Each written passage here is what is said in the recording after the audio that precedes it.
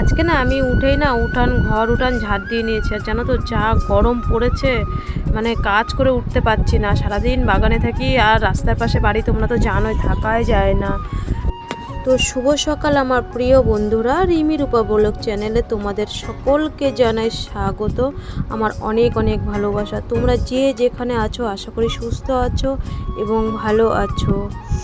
আর আমি দেখো ঘুম থেকে উঠে জলটা আগে ভরে নিলাম, কারণ জানোই তো জলটা ভরে রাখলে আমার মানে কাজটা মানে যেন কি, আমার কাছে তো রিমিয়া সারাদিন জল চাবে না, বোতলে 4-5 বোতল ভরে রাখি, আবার বিকালবেলা গিয়ে ভরবো। আর তার মাঝখানে আমার আর কোনো ঝামেলা থাকে না। আর আজকে জানো তো শরীরটা মানে এত গরম, তো গরমে শরীরটা অস্থির অস্থির লাগছে, ভালো লাগছে না কোনো কাজ করতে।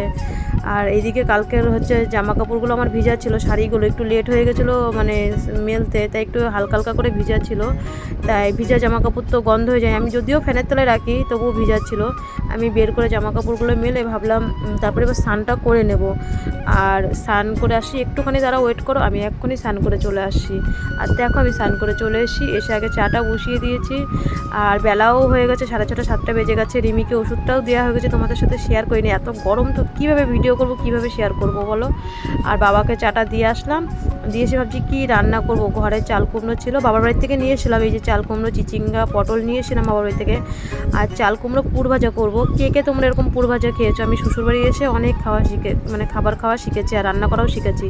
এই চাল কুমড়োগুলো মানে এরকম ফালি ফালি করে নিতে হয়, মাঝখান দিয়ে করে সর্ষে আর লঙ্কা বাটা দিতে হয়। অনেকে পেঁয়াজ বাটাও দেয়, আমার শ্বশুরবাড়ির লোকজন একটু মানে অল্প একটু পেঁয়াজ বাটা দেয়, বেশি না, সর্ষে আর লঙ্কার সাথে ভালো করে মিক্সড করে। আর চাল কুমড়োটা ধুয়ে আমি আগে একটু লবণ দিয়ে মেখে রাখতে হয় যাতে নরম হয়ে যায়, ভালো সিদ্ধ হয় ভাজার সময়। আর এদিকে দেখো রান্না করে আমি জামা কাপড়গুলো কাচতে চলে এসেছি। আর আগের দিন ওর মামা বাড়ির থেকে এসে অনেকটা জামা কাপড় ছিল, আর আগের দিনও মানে বিছানা চাদর টাদর যা তুললাম সব জামা কাপড় ছিল অনেকটা। আর কালকে তো ভিডিওতে তোমরা দেখলে আমি সারাদিন মানে বাইরের দিকটা আমি পরিষ্কার করেছি। এর জন্য আমি ভাবলাম কি জামা কাপড়গুলো থাক, আগে বাসি নাইটিটা ধুয়ে দিলাম। ধুয়ে ভাবছি যে এবার জামা কাপড়গুলো কেচে দিই। আর কালকে ভেবেছি যে বাসি আগে বাইরের কাজগুলো সব কমপ্লিট করে জামা কাপড় একদিন নাই পরে দেবো। আমি সব কী করেছিলাম, এক জায়গায় মানে দলা করে রেখেছিলাম। তারপরে দেখো আমার এদিক দিয়ে কাপড় চোপড়গুলো কেচে আমি সব মেলে দিয়েছি, অনেকটা জামা কাপড় হয়েছিল আজকে। আর তোমাদের সাথে সকালবেলা রান্নার ভিডিওটা আমি শেয়ার করতে পারিনি, এতটা গরমের মধ্যে রান্নাটা তাড়াতাড়ি করে নিয়েছিলাম। আর এদিকে জানো তো রান্না কী করবো বলো, দোকানে লোক ডাকে না, এর জন্য খুব মানে সমস্যা হয়। আর এদিকে দেখো দোকানে লোকও চলে এসছে। আর মানে এইদিকে বাগানেও যাই, মেয়েকে জল দিতে হয়, খাওয়া দিতে হয়, মানে এক হাতে যতটা মানে সমস্যা, মানে কি বলবো জানো না। আর দোকানে মাল দিতে আসতে হয় বারবার এই গরমের মধ্যে, আর অসহ্য লাগে জানো না, কিন্তু কিচ্ছু করার নেই, করতে তো হবেই এর জন্যে। আর তারপরে কাটতে কাটতে দেখো আবার চলে গেছি দোকানে, মানে কি করব। আর মেয়েকে এদিকে খাইয়ে বাগানের দিকে পাঠিয়ে দিয়েছি ওষুধ খাওয়াতে খাওয়াতে। আর আমি আধা ঘন্টা 1 ঘন্টা পরের দিকে আমি বাগানে যাই, ততক্ষণ বাড়িতে কাজ করিনি। বাগানে গেলে আমি একটু মানে গরমে ভালো লাগে। এদিকে চিনি লবণের জল আর রিমির জন্য একটা শরবতি লেবু কিনে নিলাম। আর ও তো সব ফল খাওয়া বারণের জন্য একটু লেবুটাই খাওয়াই প্রত্যেক দিন একটা করে লেবু, কিন্তু পারি না, যেহেতু বাবার বাড়ি গেছিলাম। মা হচ্ছে অনেকগুলো লেবু ছিল, দাদা কিনে এনেছিল, বললো দিয়ে লেবুগুলো নিয়ে যায়, এর জন্য আমি নিয়ে এসেছি, বললো পুচকির জন্য নিয়ে যা। আর ওদেরকে বাগানে দিয়ে এসেছি, দিয়ে আসার পরে এই দিক দিয়ে ঘর বাড়িটা ঝাঁট দিয়ে নিই, কেননা আবার একটা জায়গায় যাবো, যেহেতু তাড়াতাড়ি করে নিই কাজটা তাড়াতাড়ি, এর জন্য ঘর উঠানটা পুরো ঝাঁট দিয়ে নিলাম। আর আমি তো জানোই তোমরা, একবার সকালে আমি স্নান করি, আবার হচ্ছে স্নান করি।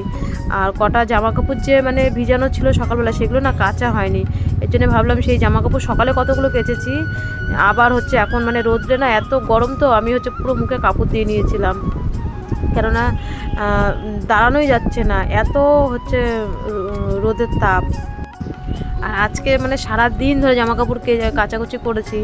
আর একটা জায়গায় যাব বলে আমি খুব তাড়াতাড়ি করছি। মেন কথা হচ্ছে কি বলতো, যারা যে ভিডিও করে এই গরমের মধ্যে, তারাই জানে একমাত্র যে মানে কতটা কষ্ট করে ভিডিও করতে হয়। আর বাড়িতে এত কাজ করার, দেখো পুরো আমি মুখটা ঢেকে নিয়েই কাজটা করছিলাম, কিচ্ছু করার ছিল না, এত রোদের তেজ। যেহেতু আমার কল্পনা এখানে উপরে কিছু নেই ঢাকা দেওয়ার মতন। আর মেন হচ্ছে জানো তো, যশোর রোডে হাই রোডের পাশে বাড়ি, তারপরে আবার টিনের ঘর, একটা বাড়িতে গাছ নেই। যখন বাড়িটা বিক্রি করা হয়েছিল তখন গাছগুলো আমার বেচে দেওয়া হয়েছিল, মানে বেচে দিতে বাধ্যতা হয়েছিল। আমি বেচতে চাইনি, বা আমার শ্বশুর বাবাও বেচতে চায়নি, কিন্তু মানে জায়গা ভাগ হলে জানোই তো যেরকম গন্ডগোল হয় সবার বাড়িতে, ওরকম আমার বাড়িতেও হয়েছিল। বাধ্যতামূলক রাস্তার পাশে যে গাছগুলো ছিল তখন ওদেরকে রাস্তা বের করে দেওয়ার জন্য আমার গাছগুলো বেচে দিতে হয়েছিল। যাই হোক, আর কাচাকুচি করে স্নান করে নিলাম, স্নান করে এবার হচ্ছে রেডি হয়ে নিলাম। হাই বন্ধুরা, হ্যালো বন্ধুরা, গুড আফটারনুন। তোমরা সবাই কেমন আছো? আশা করি ভালো আছো। আমরা এখন একটা জায়গায় যাচ্ছি রিমির জন্য, সাহায্যের জন্যে। জানি না কী হবে, আগেও গেছি, তোমরা ভিডিও তো দেখেছো। আমি ওখানে পৌঁছিনি, তারপরে তোমরা দেখতে পারবে আমি কোথায় যাচ্ছি। আগেও গেছি সেই জায়গায়, মানে রিসেন্টলি 1 সপ্তাহ আগেই গেছি। আজকে এখন যাচ্ছি, চলো যেতে যেতে তোমাদের সাথে দেখা হোক। আর দেখো এখন বাজে 4টে, তাও গরম। আর আমি দেখো পুরো মানে শাড়িটা পরতে না পরতে গরমে মানে পুরো ভিজে গেছি। আর কিচ্ছু করার নেই, যেহেতু আমার সময় খারাপ। গরম, শীত, বর্ষা আমার কাছে সবটাই সমান। আর ঘরে অসুস্থ মেয়ে থাকলে, গরিব ঘরে, জানি না কেন ভগবান যে এত গরিব ঘরে রোগ দেয়, এর জন্যে। আর যেতে যেতে চলো কথা বলি তোমাদের সাথে। আর এদিকে রাস্তায় ওয়েট করছিলাম, মানে কোনো টোটো আসে নাকি। একবারে ডাইরেক্ট হাবড়া টোটোতে গেলে ভাড়াটা কম লাগবে, যদি জলেশ্বর মোড়ে দাঁড়ায় তাহলে মানে টোটো ভাড়াটা বেশি লাগবে। কিচ্ছু করার ছিল না। আর এখানে দোকান বন্ধ করে দিয়েছিল বাবা। বললাম যে 4টে, 4:30, 5টার দিকে খুলে দিই, এখন বাজে 4টে। এর জন্য ওই দেখো বাবার রিমি হাসাহাসি করছে। যাই হোক, অটো চলে এসে একটুখানি ওয়েট করছিলাম। আর অটোও চলে এসে, অটোতে উঠে এবার আমরা যাচ্ছি হাবড়ার দিকে। আর আমি বলেই দিই কোথায় যাচ্ছি সরাসরি। আগেও একবার দেখেছো, আমি কেশবদের বাড়িতে সাহায্যের জন্য গেছিলাম, রিমির সাহায্যের জন্যে। দাদা আমাকে অনেক, মানে আজকে 9-10 মাস ধরে, মানে 2023-এর থেকে আমাকে হোয়াটসঅ্যাপে ডেটের পর ডেট দিচ্ছে। ভাবলাম আজকে আর একবার যাই, দেখি দাদাকে পাই নাকি। আর এই যে এটাই হচ্ছে দাদার বাড়ি, এখানে এই যে চৌমদার মোড়, যারা কেশবদাকে চেনো, এখানেই আমার বাড়ি। আর 5 মিনিটের মধ্যে আমি চলে আসলাম। কিন্তু দেখো 5 মিনিটের ফারাক, বেশি ফারাক না দাদার বাড়ি আর আমার বাড়ি। কিন্তু দাদা আমাকে 9 মাস ধরে টাইম দিচ্ছিল, যে আজকে না কালকে, কালকে না পরশু দিন বলো। এই যে অরিজিৎ সিং স্যার, যে মুর্শিদাবাদে গেছি বলো, উনি আমাকে ঠিক টাইম দিয়েছে। আর দাদার বাড়ি আর আমার বাড়ি মনে করো একই গ্রামে। কিন্তু বলে না, গরিব হলে যা হয়, গরিব হলে কেউ পাত্তা দেয় না গো। কেন ভগবান বলো তো গরিবদেরকে এত মানে বড় বড় ধরনের রোগ দেয়? তা ওখানে সব দোকানে বললাম, সব দোকানে দোকানে যে দাদা আছে নাকি, বললো কি যে না, উনি নাকি প্রোগ্রামে চলে গেছিলো। কিন্তু উনি ডেটের পর ডেট আমাকে দিয়ে গেছিলো। আর কি করব বলো, হতাশ হয়ে বাড়ি ফিরে আসলাম।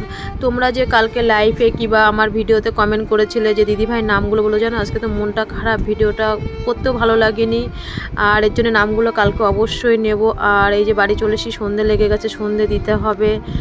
আর কিচ্ছু করার নেই, হতাশ হয়ে আমি এরকম বারবার হতাশ হয়ে রিমিকে নিয়ে ফিরে আসতে, জানো তো খুব খারাপ লাগে। যদি কাছের মানুষরাই যদি এরকম করে বলো, আর কি বলবো, কিছু বলার নেই। দেখলে তো নিরাশ হয়ে ঘুরে আসলাম। আর কি বলবো, কিছু বলার নেই। জানি না এরকমভাবে আমি লোকের কাছে আর কত মানে পায়ে পড়বো। আর সন্ধে লেগে গেছে, দেখতে পাচ্ছ পুরো অন্ধকার হয়ে গেছে। এখনও জামা কাপড় তুলবো। আর অনেকটা আশা নিয়ে, অনেকটা ভরসা নিয়ে মানে গেছিলাম। আগেও একবার গেছি, তোমরা আগের ভিডিওতে দেখেছো, আগেও গেছি। কিন্তু মানে আমি মানে ভাবতেই পারছি না, দাদা আমাকে এই যে 9টা মাস ধরে দিনের পর দিন আমাকে হোয়াটসঅ্যাপে বলছে হ্যাঁ এই সপ্তাহে ওই সপ্তাহে। মানে আমি কিছু টাকার জন্য মেয়েকে ভর্তি করতে পারছি না, তোমরা তো দেখতেই পাচ্ছ।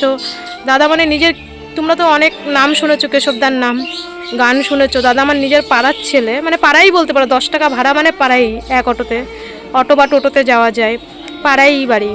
এবার মানে দিনের পর দিন আমাকে ডেট দিয়ে গেছে। কিন্তু দেখো অরিজিৎ সিং স্যার, উনি একজন মানে বড় বিখ্যাত মানুষ, কিন্তু উনি কিন্তু ওনার কথার মতন দাম রেখেছে। আর দাদা নিজের পাড়ার, জানি না করবে কি না করবে। গরিব তো আমরা, আসলে আমাদের মতন, আমাদের পাশে কেউ দাঁড়ানোর মতন কেউ থাকে না। যাই হোক, সবাই ভালো থাকো, সুস্থ থাকো। আমি ঠাকুরের কাছে সবসময় বলি, ঠাকুরের কাছে ডাকি রিমি যেন, মানে রিমিকে যেন ঠাকুর ভালো রাখে। সবসময় 3 বেলা করে ঠাকুরের কাছে প্রার্থনা করি। যেমন ঠাকুরের কাছে বলি তোমরাও যেন ভালো থাকো, সবাই সুস্থ থাকো। আজ এই পর্যন্ত, মনটা খুব খারাপ হয়ে গেল। রিমিও দেখলে এই গরমের মধ্যে আশা করে নিয়ে গেল। Bye bye, tata. রিমির পাশে থেকো, তোমরা ছাড়া ওর কোনো ভরসা নেই। আর বাই বাই, টাটা। আজ এই পর্যন্ত, কাল আর একটা নতুন ভিডিও নিয়ে আসবো। সবাই ভালো থেকো, সুস্থ থেকো।